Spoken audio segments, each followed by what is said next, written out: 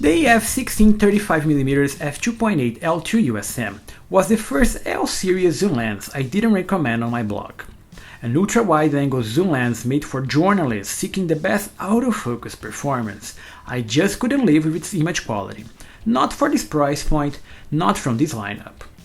At 88 by 111mm of 640 grams of mostly plastic and glass, make no mistake, this is a true L-series lens that you will buy for its build quality, not only image quality.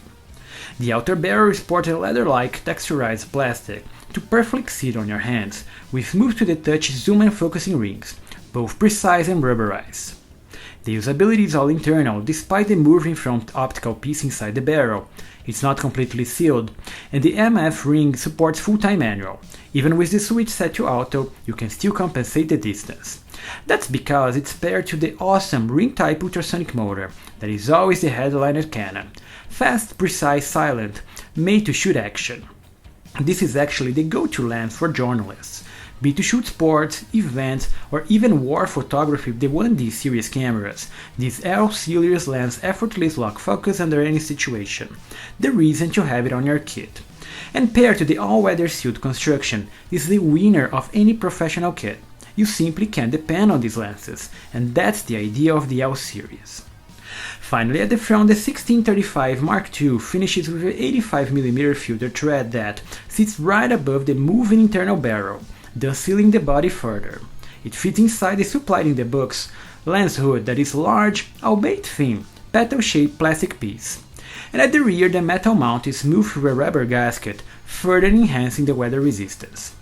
Overall, this is a true L-series, unmatched build quality to withstand any situation for years of operation, and unmatched focusing performance, made for pros. But as we'll see on its images, it's hard to justify it optically. So the question is, do you need the best lens to shoot anywhere? Or do you need the best image quality for precision shots? Let's take a look. With a 60 elements in 12 groups optical formula, sporting a pair of UD lenses to deal with chromatic aberrations, and a trio of aspherical pieces to render greater resolution around the corners, the performance of the EF 16-35mm f2.8 Mark IIL is fair. Not the best in class, but not the worst. Make no mistake, some of my favorite shots were clicked with this lens, and its overall colors, wide-angle rendering, and contrast are impressive, making for high-impact files of everyday subjects. It's simply amazing to see its colors inside Asian temples, American beaches, landscapes, and wildlife, here tested mainly with the EOS 5D Mark II. But at a closer look, and most importantly, after attempting large prints, and you can get somewhat disappointed by the results. Those tech-sharp details we're used to on digital files aren't delivering around the corners, and plenty of aberrations are here to see. It's not great at all. At f2.8, the results can get chaotic. The vignetting makes for about 3 stops of brightness loss around the edges, and is visible up to f8. The optical pieces are just too small to deal with the corners, probably made for the smaller lens. Comparing the physical dimensions of this L-series to Nikon's 14-24mm f2.8G, it is easy to understand Canon's ergonomics philosophy, smaller and lighter, but it shows on the images.